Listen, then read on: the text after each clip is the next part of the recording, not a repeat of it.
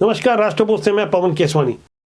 छत्तीसगढ़ में 17 नवंबर को जैसे ही दूसरे चरण के मतदान संपन्न हुए 70 सीटों के लिए, वहां आम जनता में एक चर्चा आम है कि आखिर सरकार किसकी बन रही है, माहौल किसका तैयार हुआ। जो वोटों का प्रतिशत है 75.8, जबकि पिछले बार यानी 2018 के विधानसभा चुनाव में 75.17% मतदान हुआ था इन्हीं 70 सीटों के लिए। उससे बहुत ज़्यादा फासला तो नहीं है, लेकिन यहाँ गौर करने वाली बात यह है कि 20 सीटों का मतदान जो छत्तीसगढ़ में 7 नवंबर को हुआ था, तब उसके बाद एक सर्वे हुआ और लगभग नतीजे की शक्ल में बात होने लगी कि किस पार्टी को यहाँ कितनी सीटें मिल रही है। मतदान संपन्न होते ही कांग्रेस की प्रदेश प्रभारी कुमारी शैलजा ने बैठक ली। 1-to-1 प्रत्याशियों से चर्चा के अलावा भीतर घाती और बागियों को भी समझा जा रहा है कि कौन कितने काम का हो सकता है। इसे लेकर जब बैठक हुई तो गौर करने वाली बात यह है कि रायपुर दक्षिण के लिए एजाज ढेबर बैठक में आए, जबकि वो प्रत्याशी नहीं है। हालांकि वो रायपुर दक्षिण के रामसुंदर दास के चुनाव संचालक थे, उन्हीं की देखरेख में चुनाव लड़ा जा रहा था। ऐसे ही हालात भारतीय जनता पार्टी के भी है, लेकिन वहां तरीका कुछ अलग है। दिल्ली से अमित शाह बारीक निगाहें जमाए बैठे हैं। बहुत जल्दी चुनाव परिणाम पहले ही उन्हें मिल जाएंगे ऐसा माना जा रहा है, क्योंकि जो इंटेलिजेंस और सर्वे का काम है वो तेजी से चल रहा है। उसके बाद राजनीतिक गलियारों में मजाकिया तौर पर लोग कह रहे हैं मोटा भाई का काम शुरू हो जाएगा। यदि भारतीय जनता पार्टी को 38% से ज्यादा के मत भी मिलते हैं तो बाकी काम दिल्ली के नेता कर लेंगे। पहले चरण के इस मतदान के लिए सर्वे के परिणाम 2 से 3 दिनों में सामने आ गए और ऐसी ही हालात 70 सीटों के लिए होने वाली है। हालांकि मतगणना 16 दिनों बाद यानी 3 दिसंबर को होगी। उससे पहले जिस तरह की एजेंसियां काम कर रही हैं, जिस तरह के सर्वे हो रहा है, जिस तरह की हाईटेक टेक्नोलॉजी का इस्तेमाल होता है, तब ये अनुमान और जो सर्वे किए जाते हैं वो कहीं ना कहीं हकीकत के बहुत करीब होते हैं। हालांकि गौर करने वाली बात यह है कि निर्वाचन आयोग ने किसी भी तरह के एग्जिट पोल के लिए 30 नवंबर तक बैन किया हुआ है, लेकिन इस प्रतिबंध के बावजूद लगभग एक स्थिति तैयार हो जाएगी कि सरकार किसकी बनेगी, मुख्यमंत्री कौन हो सकता है। इसकी कुर्सी दौड़ शुरू होने से पहले जिस तरह से डिप्टी सीएम टी.एस. सिंहदेव का एक बयान आया, उस बयान की राजनीतिक गलियारों में खासी चर्चा हो रही है, क्योंकि सर्वविदित है कि टी.एस. सिंहदेव मुख्यमंत्री ही बनना चाहते थे। वो एक नहीं कई बार विभिन्न मंचों में खुलकर बोल चुके हैं, अपनी साफगोई के लिए जाने जाते हैं। टी.एस. सिंहदेव ने जिस तरह से पार्टी आलाकमान यानी गांधी परिवार की तुलना दैवी शक्तियों से की है, उनके इस चर्चित बयान पर आपको गौर करना होगा। इसके बाद विश्लेषण इस बात पर होगा कि किसकी सरकार बन रही है। मतदान होना चाहिए और जो आपके लिए सबसे बेहतर काम कर सके, आपने जिनको अच्छा से अच्छा काम करते हुए देखा है उनका साथ दीजिए। सरगुजा की जनता जो चाहती थी बाबा सीएम बने, क्या इस बार भी उनको खुशी मिलेगी? ये हाईकमान के ऊपर है। उनकी मंशा जितनी तीव्र, उनकी मंशानुरूप दैविक शक्तियां हमारे हाईकमांड जैसी सुनवाई करें, वैसा फैसला दें, वैसा काम करेंगे। चुनाव प्रचार के दौरान पार्टी आलाकमान ने लगभग स्पष्ट कर दिया था कि सीएम भूपेश बघेल ही मुख्यमंत्री बनेंगे यदि कांग्रेस का पक्ष मजबूत होता है, बहुमत मिलता है। लेकिन अब जिस तरह का चुनाव हुआ है, जिस तरह का वोटिंग प्रतिशत सामने आया है, वहां से निकले जो शुरुआती अनुमान सामने आ रहे हैं वो बेहद चौंकाने वाले, हैरान करने वाले हैं, क्योंकि मामला फंसता हुआ नजर आ रहा है। छत्तीसगढ़ में खासकर जिस तरह से महिलाओं ने बढ़ चढ़कर वोटिंग में हिस्सा लिया, जिस तरह से महतारी वंदन योजना का प्रचार प्रसार हुआ और भारतीय जनता पार्टी के नेताओं ने जिस तरह से पीएम नरेंद्र मोदी और अपनी पार्टी के सिंबल वाले फॉर्म को बांटना शुरू किया और उसका कांग्रेस ने विरोध किया, और विरोध करते करते अचानक 20 सीटों के मतदान के बाद कांग्रेस ने एक नई घोषणा की कि हम 15,000 देंगे। इससे आम जनता में खासकर महिलाओं में काफ़ी तीखी प्रतिक्रिया हुई। हम इस बात को समझने की कोशिश करते रहे, आम लोगों से चर्चा हो रही थी, तो महिलाओं को भारतीय जनता पार्टी की घोषणा पर ज़्यादा यकीन और विश्वास हो रहा था, क्योंकि भारतीय जनता पार्टी की ओर से जो एक रणनीति अपनाई गई थी, जिस तरह से लगातार आरोपों की बौछार की जा रही थी, और खासकर जब महादेव सट्टा ऐप की बात पीएम नरेंद्र मोदी ने कही, गृह मंत्री ने कही, नेशनल मीडिया में बात चली, और लगातार जब एक के बाद एक आरोप लगते रहे। हालांकि भारतीय जनता पार्टी का प्रदेश कांग्रेस नेतृत्व लगातार गौठान, CGPSC, कोयला, शराब जैसे तमाम मुद्दों पर सरकार को घेरता रहा। लेकिन पीएम नरेंद्र मोदी ने जब ये बातें कही, लगातार घोटाले के आरोप लगाए, उसके बाद तो हवा उल्टी बहने लगी। चुनाव के कुछ महीने पहले तक ये समझा जा रहा था कि आसानी से कांग्रेस की सरकार बन जाएगी, लेकिन अब मामला ऐसा होता नजर नहीं आ रहा, क्योंकि छत्तीसगढ़ में जिस तरह की राजनीति हो रही है और खासकर सीएम भूपेश बघेल ने बीते 5 सालों में खुद को तैयार किया, खुद के चेहरे को तैयार किया, जिस तरह से खुद की छवि बनाई एक ओबीसी नेता के रूप में, वहां सीएम भूपेश बघेल की इस रणनीति को समझते हुए भारतीय जनता पार्टी के शीर्ष नेतृत्व ने भी अपनी रणनीति बदली और जिस तरह से नए प्रयोग किए, साजा में ईश्वर साहू को चुनाव मैदान में उतारा और एक संदेश देने की कोशिश की। ईश्वर साहू समाज से भी आते हैं और दूसरा कारण यह था कि कांग्रेस को हिंदुत्व के मुद्दे पर घेरने में आसानी होगी। चुनाव प्रचार के आखिरी दिन अमित शाह ने साजा में ओबीसी वाला एक बयान दिया। इस बयान के बाद सीएम भूपेश बघेल ने समाचार एजेंसी ANI को उड़ते हुए हेलीकॉप्टर में कुछ बयान दिया। इन दोनों ही बयानों के गहरे मतलब निकाले जा रहे हैं, जिसका असर चुनाव परिणाम आने के बाद देखने को मिलेगा। इन दोनों ही बयानों पर आप गौर करें, एक एक शब्द पर गौर करें, इससे आपको स्पष्ट हो जाएगा कि छत्तीसगढ़ की राजनीति किस दिशा में जा रही है।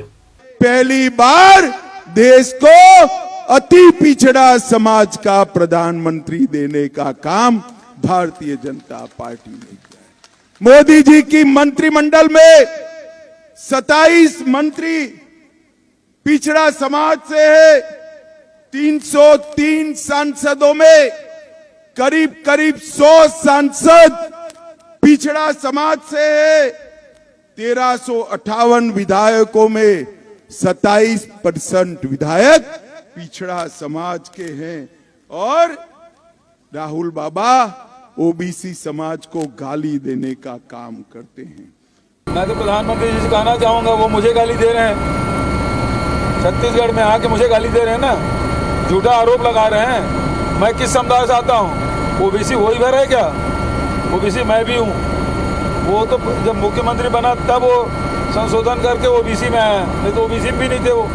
इन दोनों ही बड़े नेताओं के बयानों को सुनने के बाद आपको भी स्पष्ट हो गया होगा कि राजनीति जो न कराए कम है, कि किस तरह से हमारे देश की राजनीति में जातिवाद हावी हो चुका है। जैसा देश वैसा भेष, तू डाल डाल मैं पात पात, लगातार वार पलटवार होते रहते हैं। लेकिन खुद को असली ओबीसी बताने के लिए सीएम भूपेश बघेल ने जो गाली वाली बात की, हमने काफ़ी सर्च किया और समझने की कोशिश की कि आखिर सीएम भूपेश बघेल को प्रधानमंत्री नरेंद्र मोदी ने कब और कौन सी गाली दी। अभी तक पीएम नरेंद्र मोदी की ओर से कांग्रेस के ऊपर यह आरोप लगाया जाता रहा कि कांग्रेस के नेता उन्हें गालियां देते हैं। कर्नाटक विधानसभा चुनाव के दौरान प्रधानमंत्री नरेंद्र मोदी ने बार बार अपने मन से ये बातें कही, हालांकि चुनाव परिणाम भाजपा के विरुद्ध गया। और अब जब छत्तीसगढ़ में मतगणना होने वाली है, चुनाव परिणाम आने वाले हैं, उसके पहले सीएम भूपेश बघेल कह रहे हैं कि उन्हें गालियां दी गई। इस पर हमारी रिसर्च जारी रहेगी। फिलहाल हमें समझना होगा कि छत्तीसगढ़ में आखिर ऐसा कौन सा मुद्दा था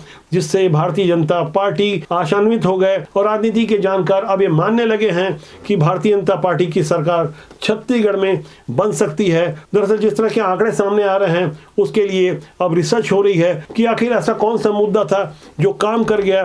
भारतीय जनता पार्टी ने जैसे ही अपने घोषणा पत्र को जारी किया, उसमें खासकर महतारी वंदन योजना का उल्लेख किया। उस योजना का प्रचार प्रसार शुरुआती 2-4 दिनों में नहीं हुआ था, लेकिन धीरे धीरे ही सही, जब यह मुद्दा छत्तीसगढ़ की राजनीति को एकदम से प्रभावित कर दिया, एकदम से माहौल बदलने लगा।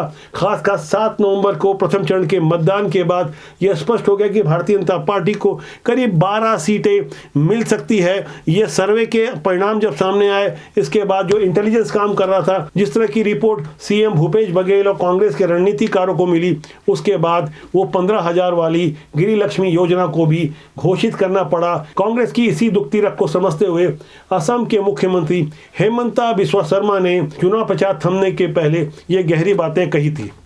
जो व्यक्ति महीना 500 रुपया नहीं दे सकता है, क्या वो सालाना 15,000 दे पाएगा? तो इसीलिए ये जो उनका भी थोड़ा 6-7 दिन से जो बुखलायाहट उनका दिख रहा है, उससे सबको पता चल जाता है कि अभी भूपेश बघेल जी का कहानी खत्म हो चुका है। सरकार बीजेपी का बनने वाला है और 100% नरेंद्र मोदी जी का नेतृत्व में ही छत्तीसगढ़ में बीजेपी का सरकार बनेगा। चुनाव प्रचार और मतदान के दौरान हमने लगातार ग्राउंड रिपोर्टिंग की। अपने मजबूत नेटवर्क के साथ हमने ये समझने की कोशिश की कि आखिर क्या ट्रेंड चल रहा है। तो चौंकाने वाली जो जानकारियां हमारे पास आई, 80% से ज़्यादा मतदान जो पाटन में हुआ, वहाँ हमने समझने की कोशिश की कि आखिर ये किसके पक्ष में ज़्यादा मतदान हो रहा है। तो इस दौरान हमें एक और नई जानकारी मिली, वह यह थी कि महिलाएँ जो बढ़ चढ़ कर वोटिंग कर रही है, जिस तरह से लोग चुपचाप मतदान कर रहे हैं। जाहिर तौर पर CM भूपेश बघेल का जो इलाका होगा, जहाँ से वो लगातार जीतते रहे हैं, अब तक कुल 5 बार वहां से जीत चुके हैं। ऐसे माहौल में जहां खुद मुख्यमंत्री चुनाव लड़ रहे हों, तो आम जनता भला उनके विरुद्ध अगर कुछ शिकायत हो तो कैसे कहेगी। लोग चुपचाप जब मतदान कर रहे थे, उसमें महिलाओं का उत्साह देखते ही बंद पड़ रहा था। तमाम ऐसी तस्वीरें इस बात का संकेत दे रही थी कि छत्तीसगढ़ के चुनाव परिणाम में महिलाओं की भूमिका सबसे अहम होने वाली है। और कहीं ना कहीं महतारी वंदन योजना ने अपना काम कर दिखाया। जिस उद्देश्य के लिए इस योजना को लाया गया था, वहां भारतीय जनता पार्टी को इससे खासा फायदा मिलता नजर आ रहा है। जबकि किसानों के मुद्दे पर जिस तरह से कांग्रेस ने अपना ध्यान फोकस किया हुआ था, वहां भाजपा ने जिस तरह से एक मुश्त 3100 रुपए धान प्रति क्विंटल देने की घोषणा की और बचा हुआ 2 साल का बोनस भी बाकायदा तारीख मुकर्रर कर दी गई कि 25 दिसंबर को देंगे। इसका भी फायदा भाजपा को मिलता नजर आया। चुनाव परिणाम चाहे जो भी हो, लेकिन फिलहाल झुकाव और ट्रेंड भारतीय जनता पार्टी की तरफ झुकता और आगे बढ़ता हुआ नजर आ रहा है। इस पर हमारी लगातार नजर बनी रहेगी। तो कुल मिलाकर छत्तीसगढ़ में जिस तरह का चुनाव हुआ, वहाँ एक अच्छी बात है। बहुत ज्यादा कहीं विरोध या विद्रोह नहीं हुआ। रायपुर के कुछ एक इलाकों को छोड़ दिया जाए तो छुटपुट मारपीट की कुछ घटनाएं हुई है, जैसा कि आमतौर पे चुनाव में होता है। लेकिन राजनीति के लिए अच्छी बात है। सोशल मीडिया के दौर में जो काम निर्वाचन आयोग नहीं कर सका, वहाँ लोगों के कैमरे ने कर दिखाया, लोगों के मोबाइल ने कर दिखाया। अब लोग तुरंत उसकी वीडियो बना लेते हैं, वायरल कर लेते हैं। इससे होता यह है कि बुरे लोग बुरी हरकत करने से पहले 10 बार सोचते हैं। रात को अब छुप छुप कर शराब बांटी जाती है। पैसे भी जो हवाला के माध्यम से मंगाए गए। इस बार जो एक नई जानकारी सामने आई कि महादेव सट्टा ऐप के लोगों ने जमकर पैसा बहाया कुछ प्रत्याशियों पर, इसकी भी हमारे पास जानकारी है। आगे के वीडियो में मैं ऐसे कुछ नामों का खुलासा करूंगा कि किसने किसको कहां से कितना पैसा दिया। ये जानकारी हमारे पास आ रही है, लेकिन पुष्ट जानकारी जब तक ना मिल जाए, जब तक पक्की खबर ना हो जाए, तो हम आप तक नहीं पहुंचाते हैं। बहुत जल्दी इस बारे में कुछ जल्दी खुलासा होगा। तो आज के अंक के लिए इतना ही। मेरा आपसे आग्रह है कि चैनल को देखें, लाइक करें, शेयर करें और सब्सक्राइब करना ना भूलें, जिससे आपका और हमारा साथ ज़्यादा मजबूती से ज़्यादा लंबे समय तक बना रहे। नमस्कार।